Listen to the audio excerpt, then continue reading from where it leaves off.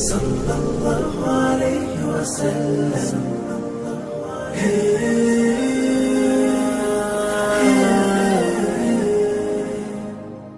السلام علیکم ورحمۃ اللہ وبرکاتہ. الحمد للہ رب العالمین والعاقبۃ للمتقین والصلاة والسلام على سید الانبیاء والمرسلین محمد وعلى آلہ وصحبہ اجمعین. اما بعد فقد قال النبی صلی اللہ علیہ وسلم فرض رسول اللہ صلی اللہ علیہ وسلم زکاة الفطر طہرا للصائم من اللغو والرفث وطعمة للمساکین. وقال فمن أداها قبل الصلاة فهي زكاة مقبولة ومن أداها بعد الصلاة فهي صدقة من الصدقات.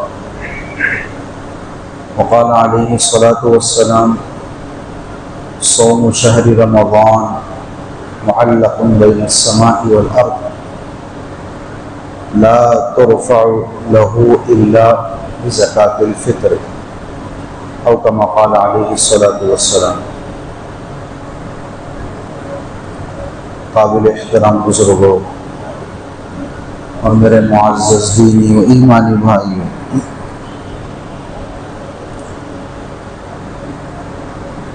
اللہ رب العزت کے جتنے احکامات اپنے بندوں کو ہیں، اسلام کی جتنی تعلیمات بندوں کے لیے ہیں، اگر ان میں غور کیا جائے اور خلاصے کے طور پر ان کو کہا جائے تو ان کو یوں کہا جا سکتا ہے کہ ایک اللہ رب العزت کی عبادت اور دوسرا مخلوق کی خدمت.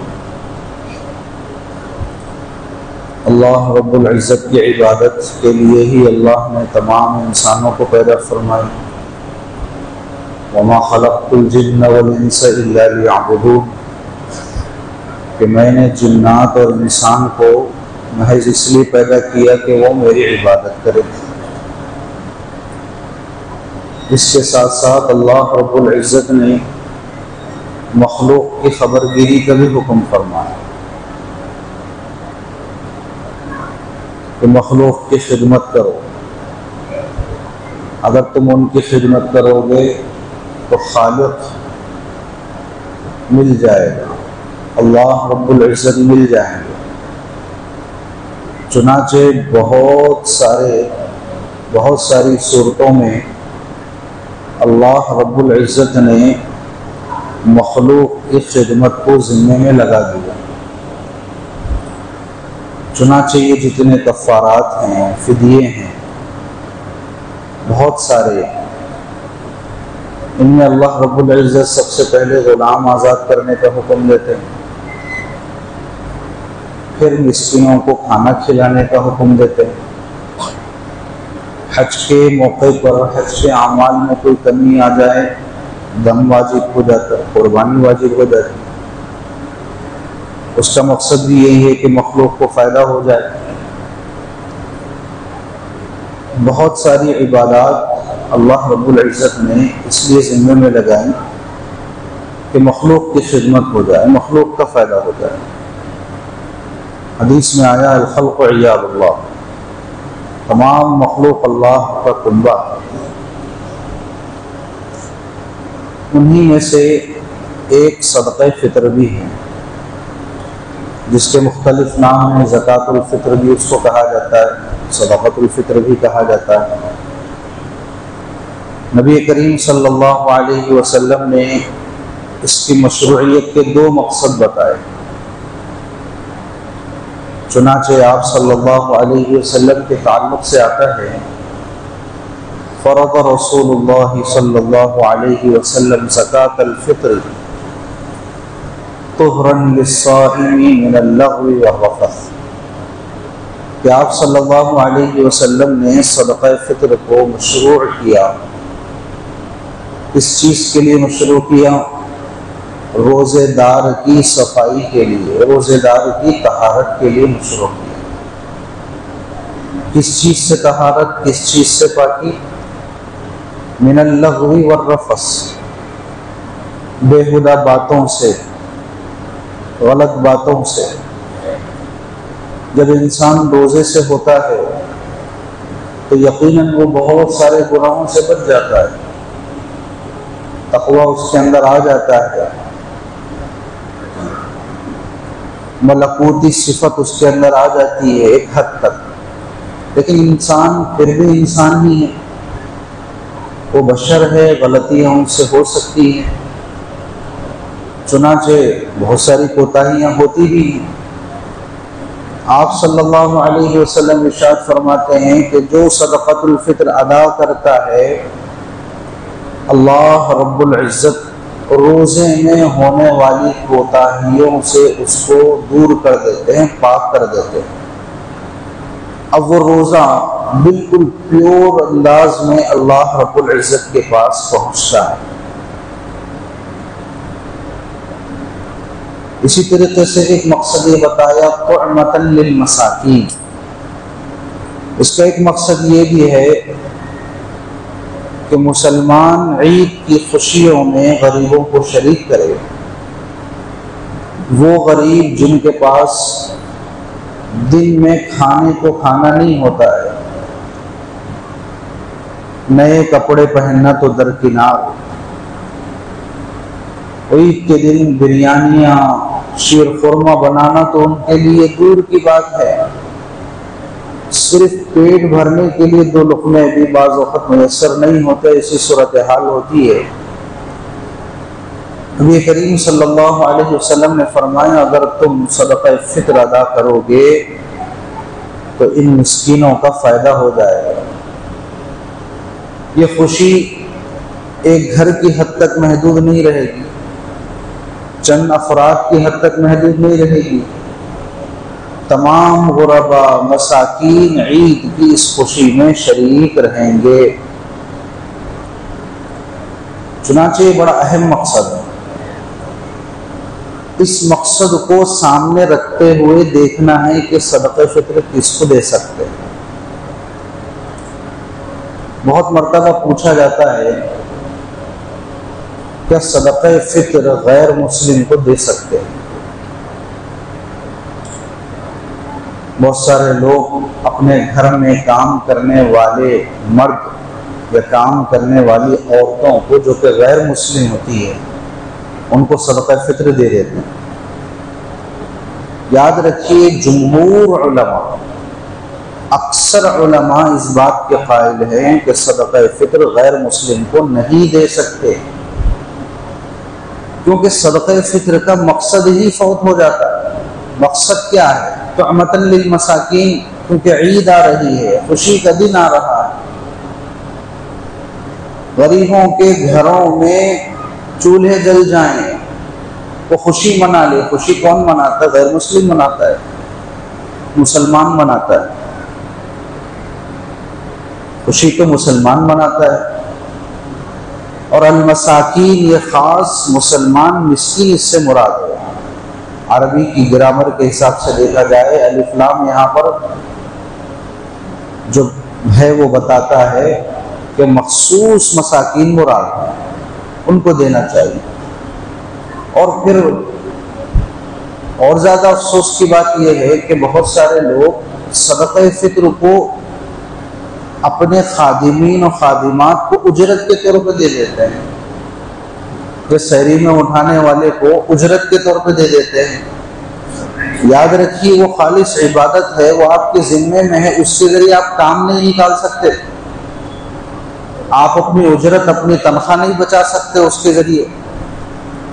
حتیٰ کہ حضرت تھانوی رحمۃ اللہ علیہ نے لکھا کہ اگر کوئی بغیر اجرت کے بھی زکوٰۃ دیتا ہے اپنے خادمین کو، اپنی خادمات کو، یا صدقہ فطر دیتا ہے، واجب صدقات دیتا ہے، اور یہ تاکید کرتا ہے کہ دیکھو میں تمہیں ایکسٹرا پیسے دے رہا ہوں، دیکھو میں تمہیں تحفہ دے رہا ہوں، کام اچھا کرنا، کام پابندی سے کرنا۔ اگر کوئی یہ بھی کہتا ہے، دل میں یہ بھی نیت رکھتا ہے، تو اس کی وجہ سے بھی صدقے کی، زکوٰۃ کی مقبولیت میں کمی آ سکتی ہے۔ خالص اللہ کی عبادت ہے، جن کو دینے کا کہا گیا بغیر خود غرضی کے، بغیر اپنے مفاد کے دینا چاہیے۔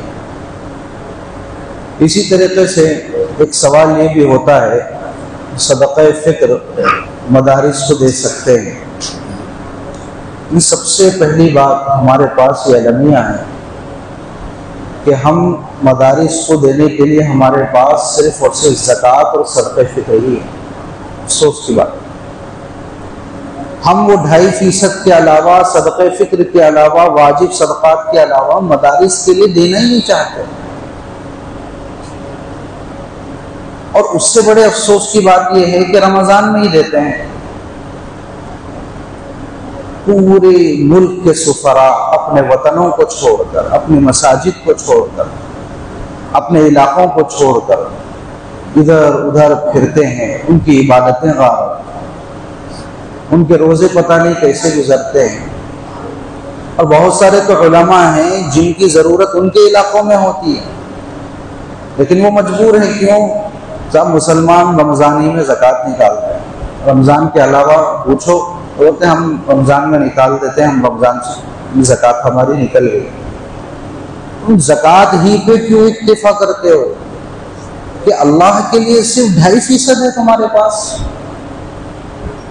کہ اس سے زیادہ کی گنجائش نہیں ہے؟ ذرا اپنے مکانات کو دیکھو، کتنا تم خرچ کرتے ہو اس کے اوپر، لاکھوں روپے خرچ کرتے ہو۔ تم ایک چھوٹی سی گھر میں تقریب کرتے ہو، پیسے دیکھتے نہیں کتنے ہو رہے ہیں، پیسوں کی کوئی فکر نہیں ہے، بس معیاری دعوت ہونی چاہیے، مہمانوں کو شکایت نہیں ہونی چاہیے۔ کتنی فضول خرچی، شادیوں میں سب کو خوش کرنے کی فکر، دوستوں کے ساتھ ہوٹلوں پہ، ڈھابوں پہ جاتے ہیں، ہزاروں کی بل ہوتی ہے، ماتھے پہ شکن بھی نہیں آتی، لیکن مدارس کی بات آتی ہے صرف زکوٰۃ، مساجد کو دینے کی بات آتی ہے، جیب میں ہاتھ ڈالتے ہیں، چھوٹی سی چھوٹی نوٹ نکالنے کی کوشش کرتے ہیں، پہلے دیکھتے ہیں چلر ہے کیا، چلر نہیں، پھر دیکھو سب سے چھوٹی نوٹ کون سی ہے، پھر اس کے بعد وہ نکالتے ہیں۔ یہ بہت بڑے افسوس کی بات ہے۔ زکوٰۃ ہمارے صرف مدارس ہمارے صرف زکوٰۃ کے مستحق نہیں، ہمارے صدقہ فطر کے مستحق نہیں، ہم اپنی آمدنی کا ایک اچھا خاصا حصہ مدارس کو دیں۔ تھانوی رحمۃ اللہ علیہ فرماتے ہیں کہ دیکھو تمہیں سمجھ نہیں آتا یہ مدارس کا کتنا اہم کردار ہے دین کی اشاعت میں، دین کو پھیلانے میں۔ اگر صرف اس کو دیکھنا ہو تو بس یہ کر لو کہ پورے مدارس ملک بھر کے بند ہو جائیں، چند 1 سال کے لیے بند ہو جائیں، اور جتنے اس میں کام کرنے والے ہیں، تنخواہ لینے والے ہیں، وہ کہیں ملازمت اور جگہ کر لیں، کوئی تجارت کر لے، کوئی دوسری کوئی دکان کھول لے، کچھ کر لے، پھر اس کے بعد دیکھو کہ کچھ سالوں کے بعد تمہاری نسلوں میں دین باقی رہتا ہے یا نہیں رہتا ہے۔ دیکھو نسلوں سے دین ختم ہو جائے گا۔ آج ہمارا دین اس قدر ہماری نسلوں میں کمزور ہو چکا ہے، معلوم ہے؟ ذرا دیہاتوں میں جا کر دیکھیے، ایک صاحب جو لائیو انہوں نے مشاہدہ کیا، وہ دیکھا، لوگوں سے ملاقات کی، بتا رہے تھے CA/NRC کے خوف سے کئی مسلمان مرتد ہو چکے ہیں، کئی مسلمان، انہوں نے اپنا نام بدل لیا، اپنا مذہب بدل لیا، روزہ NRC آئے گا، مسائل ہوں گے، یہ صورتحال، یہ ہمارے اندر ایمان کی کمی، یقین کی کمی، تو ان مدارس کو تو بھرپور ان کا سپورٹ کرنا۔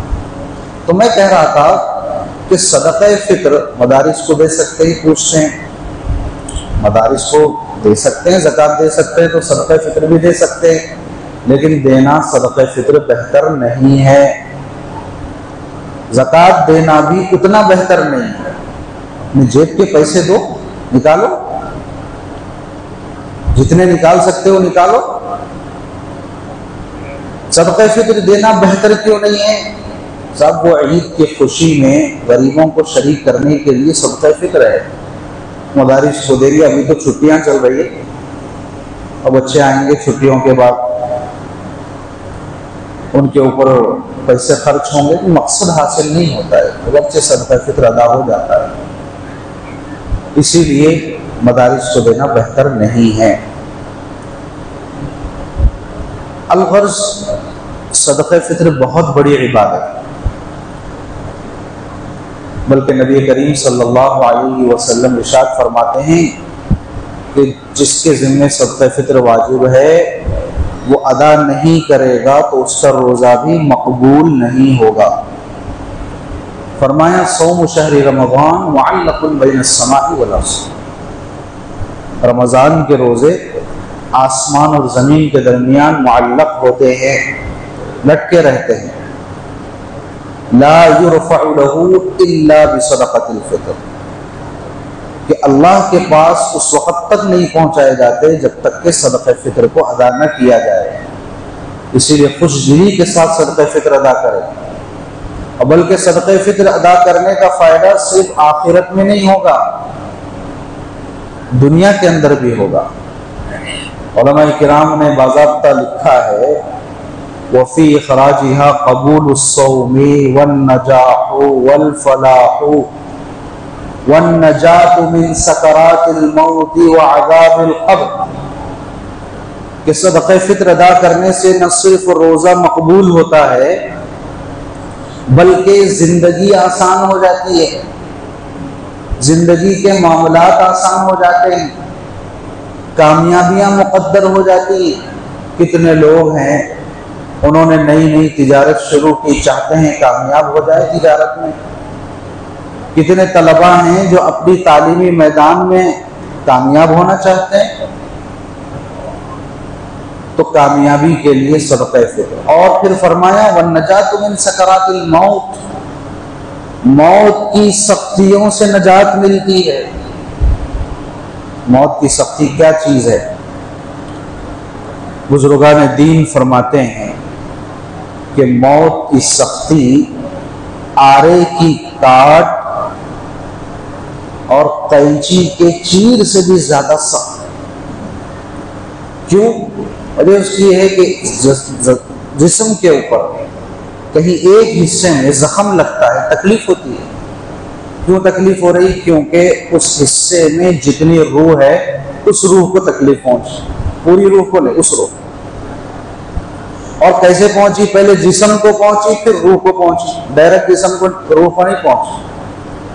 لیکن جب موت آتی ہے تو اس وقت صرف اور صرف روح کو تکلیف پہنچتی ہے، اور جب آدمی زخمی ہوتا ہے وہ چیخ سکتا ہے، چلا سکتا ہے، مدد مانگ سکتا ہے، لیکن جب روح نکل رہی ہو، آواز دب جاتی ہے، وہ کسی کو کچھ کہہ بھی نہیں سکتا، یہ اس کی سختی ہوتی ہے۔ اس سختی سے کون بچاتا ہے؟ صدقۃ الفطر بچاتا ہے۔ اور اسی طریقے سے فرمایا ومن عذاب القبر، عذاب قبر سے نجات ملتی ہے۔ عذاب قبر کیا چیز ہے؟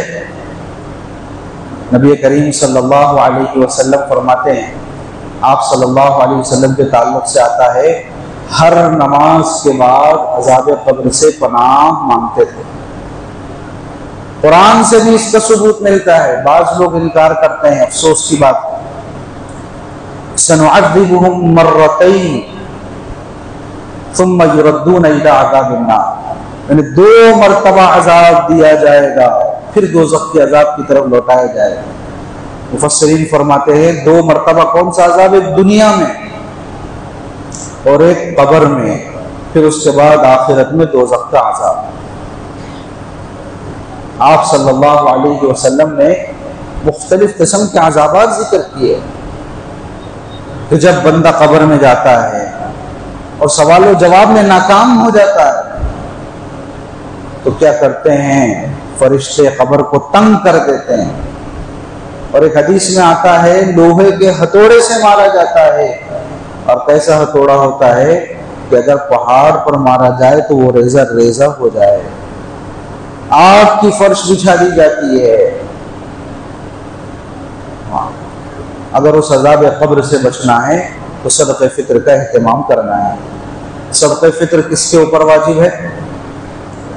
ہر اس شخص کے اوپر صدقہ فطر واجب ہے جو صاحب نصاب ہے، یعنی جس کے اوپر زکوٰۃ واجب ہے اس کے اوپر صدقہ فطر واجب ہے۔ لیکن بعض صورتوں میں زکوٰۃ واجب نہیں ہوتی، صدقہ فطر واجب ہوتا ہے، اس کو اچھی طریقے سے سمجھ لینا چاہیے۔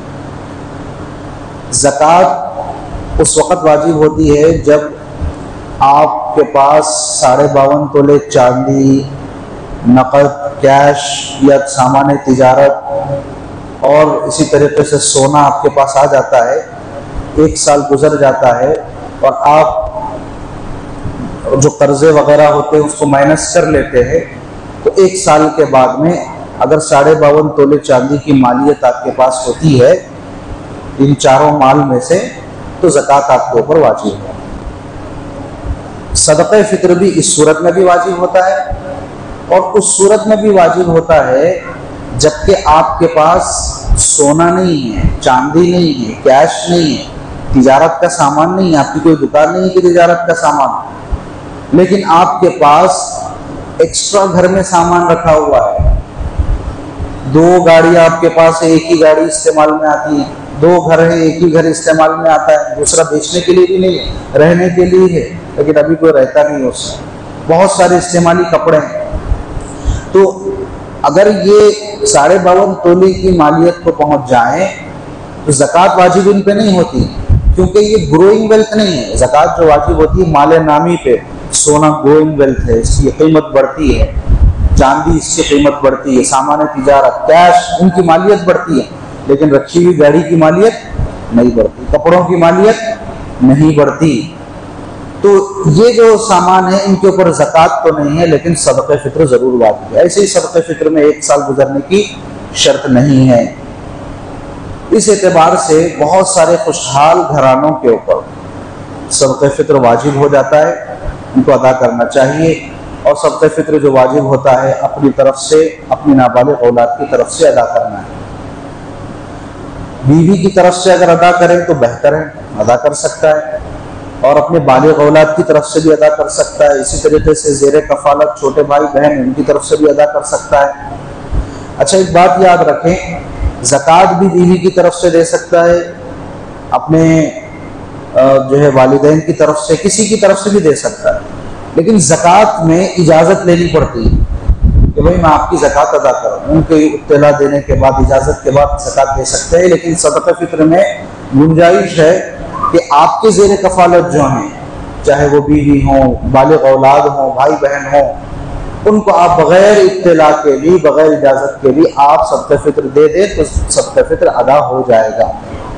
صدقہ فطر کا اصل وقت تو نماز عید الفطر سے پہلے ہے، لیکن اس سے پہلے بھی اگر دے دیں تاکہ فقراء کی ضرورت پوری ہو جائے تو صدقہ فطر دے دینا بہتر ہے۔ اسی طریقے سے صدقہ فطر میں کس چیز کو معیار بنانا ہے، کتنا دینا ہے، تو 4 اشیاء کو شریعت نے معیار بنایا: گیہوں، جو، کھجور اور کشمش۔ جو عصر حاضر پورٹل ہے اس میں جو قیمتیں 2024 میں بتائی گئی کہ گیہوں کا جو صدقہ فطر گیہوں سے نکلتا ہے وہ 80 روپے ہے، اسی طریقے سے جو کا 245 بتایا گیا، اور کھجور کا 980، کشمش کا بھی 980، ایک کا صدقہ فطر۔ لیکن یاد رکھیں چونکہ صدقہ فطر میں غرباء کا خیال رکھنا ہوتا ہے، ان کو عید کے خوشیوں میں شریک کرنا ہوتا ہے، تو ان کے فائدے کے لیے ان مدات کے اندر، ان اشیاء کے اندر جس کی زیادہ قیمت بنتی ہے اپنی مالی حیثیت کے اعتبار سے اس کو دینا چاہیے۔ بہت سارے لوگ صرف گیہوں سے دیتے ہیں۔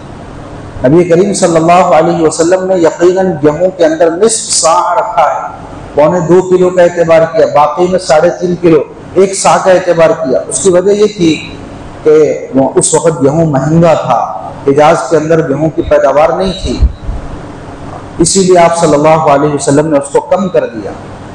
لیکن آج ہمارے پاس گیہوں کی وافر مقدار میں پیداوار ہوتی ہے، اس کو منگایا جاتا ہے، اس کی قیمت بہت کم ہے، دوسری اشیاء کے مقابلے میں اس کی قیمت بہت کم ہے۔ اسی لیے خوشحال گھرانوں کو چاہیے، اللہ نے نوازا ہے تو غریبوں کا خیال کرتے ہوئے کھجور سے یا کشمش سے نکالیں 980، یا پھر جو سے 245 جو بنتے ہیں ایک کا فطرہ وہ نکالیں، یا کم سے کم یہ کریں کہ جو گیہوں سے 80 روپے بن رہے ہیں، نصف صاع کی قیمت نہ نکالیں، 1 صاع کی قیمت نکالیں، یعنی 1.25 کلو گیہوں کی قیمت فطرے کے طور پر نہ نکالیں بلکہ 3.5 کلو کی نکالیں، تو 80 کا ڈبل ہو جائے گا، تقریباً ڈبل ہو جائے گا، اس کے حساب سے نکالیں، اس میں غربا کا زیادہ فائدہ ہے۔ اللہ رب العزت ہم سب کو توفیق عمل عطا فرمائے۔ وآخر دعوانا الحمدللہ رب العالمین۔ بك مهتدي ومقتدي بنبيك الأمين